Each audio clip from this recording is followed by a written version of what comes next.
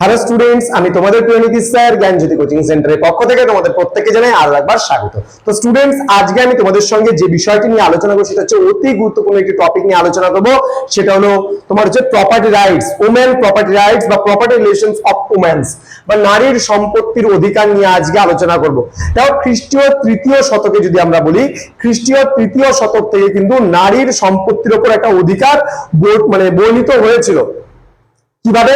এখানে সম্পত্তি বলতে কোনো পার্টিকুলারলি যে ভূ সম্পদ কিন্তু সেটা কিন্তু নয়। তাহলে ওমেন প্রপার্টি বলতে গেলে বা নারীর অধিকার, সম্পত্তির অধিকার বলতে একটা নারী সারা জীবন ধরে যা কিছু উপহার লাভ করত, অর্থাৎ অলংকার, অর্নামেন্ট, শাড়ি গয়না থেকে শুরু করে যা কিছু লাভ করত সেগুলোকে বলি আমরা স্ত্রীধন।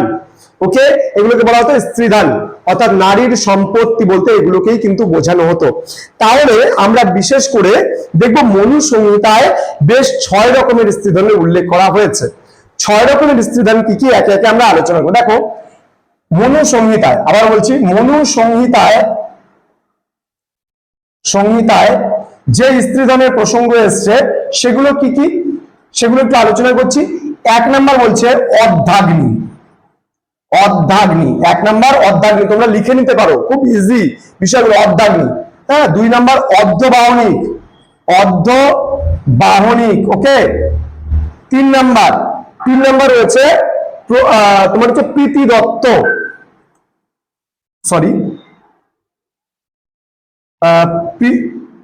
ভুল হলো, প্রীতি দত্ত, হ্যাঁ। 4 নাম্বার পিতৃদত্ত।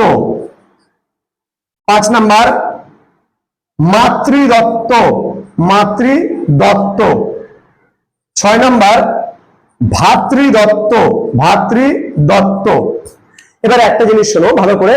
তারপর আমরা প্রথমত মনু সংহিতায় যে সমস্ত নারীর সম্পত্তির অধিকার বা নারীর কোন কোন ক্ষেত্রে অধিকার রয়েছে সেগুলো নিয়ে একটু আলোচনা করছি। প্রথমে যে অর্ধাগ্নি জিনিসটা কি, আগুনকে সাক্ষী রেখে নারীর যখন বিয়ে হতো সেই বিয়ের সময় নারী অর্থাৎ যে সমস্ত উপহারগুলো পেত সেটাকে বলা হচ্ছে অর্ধাগ্নি। ঠিক আছে। অর্ধবাহনিক কি, যখন নারী পতিগৃহে রওনা হতো বা পতিগৃহে যেত, অর্থাৎ একটা নারী বাবার বাড়ির থেকে যখন তার স্বামীর বাড়ি যেত তখন যে সমস্ত উপহারগুলো নারী নিয়ে যেত তাকে বলা হতো অর্ধবাহনিক। ওকে, বাহনিক কথাটার মধ্যে দেখো লেখা আছে বহন করে নিয়ে যাওয়া। বাহনিক মানে বহন করে। অর্ধাগ্নি, আগ্নি, অর্থাৎ অর্ধাগ্নি, আগ্নি মানে আগুন। তাহলে আগুনকে সাক্ষী রেখে নারী যে উপহারগুলো পেত বিয়ের সময় সেগুলোকে বলা হতো অর্ধাগ্নি। অর্ধবাহনিক অর্থাৎ একজন নারী যখন তার পিতার বাড়ি থেকে স্বামীর বাড়িতে যেত তখন সেই সময় যাত্রাকালে যে সমস্ত উপহারগুলো নারী নিয়ে যেত তাকে বলা হয়েছে কি, তাকে বলা হয়েছে অর্ধবাহনিক। এবার প্রীতি দত্ত, প্রীতি বলতে বন্ধু বান্ধবদের বোঝানো হয়। দেখবে যে আমরা যখন চিঠি লিখি প্রীতি অমুক, প্রীতি তমুক লিখি না বন্ধু বান্ধবের ক্ষেত্রে, তাহলে প্রীতি দত্ত মানে বন্ধু বান্ধবের কাছ থেকে নারী সারা জীবন ধরে যে উপহারগুলো পেত সেগুলোকে বলা হতো প্রীতি দত্ত। এবার এই প্রীতি দত্তের মধ্যে কিন্তু আত্মীয় স্বজনও পড়তো, শুধুমাত্র বন্ধু বান্ধব নয়, বন্ধু বান্ধব থেকে মানে শুরু করে আত্মীয় স্বজন প্রত্যেকেই কিন্তু এই ক্যাটাগরিতে পড়তো, অর্থাৎ প্রীতি দত্ত। দেন পিতৃদত্ত, পিতৃ মানে পিতা, তাহলে একজন নারী তার বাবার কাছ থেকে যে সমস্ত উপহারগুলো পেত সেটাকে বলা হচ্ছে পিতৃদত্ত। দেন মাতৃদত্ত বলতে একটা নারী মায়ের কাছ থেকে যা সমস্ত অর্নামেন্টস থেকে শুরু করে যা সমস্ত কিছু লাভ করে সেটা হচ্ছে মাতৃদত্ত। এবং ভাতৃদত্ত বলতে ভাই বা দাদার কাছ থেকে যে নারী লাভ করছে সেটাকে বলা হয় ভাতৃদত্ত। এবার আমরা অর্থশাস্ত্রের কথা বলবো। অর্থশাস্ত্রে কয় ধরনের বলছে। অর্থশাস্ত্রে কৌটিল্যের অর্থশাস্ত্র কিন্তু বলেছে স্ত্রীধন 4 রকমের। কি কি ছিল? শুল্ক ছিল, শুল্ক 1 নাম্বার শুল্ক ছিল। 2 নাম্বার যেটা ছিল সেটা হলো অভিবেদনিক, হ্যাঁ, অভিবেদনিক, বেদনিক, ওকে। নেক্সট 3 নাম্বার যেটা ছিল, লিখে নাও তোমরা কাজে লাগবে, অন্নাধেয়, দন্তা নয় বয় আকার ধয়কার 29 অন্নাধেয়। দেন 4 নাম্বার যেটা ছিল সেটা কিন্তু বন্ধু দত্ত, মনে রাখবে বন্ধু দত্ত, ওকে, বন্ধু দত্ত। এটা কিন্তু তোমাদের মাথায় রাখতে হবে, খুব ইজি জিনিসগুলো। প্রথমত শুল্ক যদি বলি, শুল্ক কি জিনিস দেখো। প্রথমত বেসিক্যালি শুল্ক বলতে কি বোঝায়? পাত্র কর্তৃক প্রদত্ত অর্থ, গয়না, দান সামগ্রী।